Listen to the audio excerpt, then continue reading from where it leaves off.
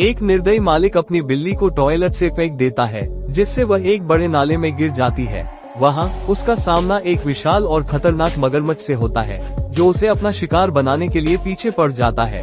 बिल्ली अपने जीवन के लिए आगे देखने से पहले माँ से तो हर कोई प्यार करता है, लेकिन आज देखते हैं कि कौन कौन अपने पापा से कितना प्यार करता है।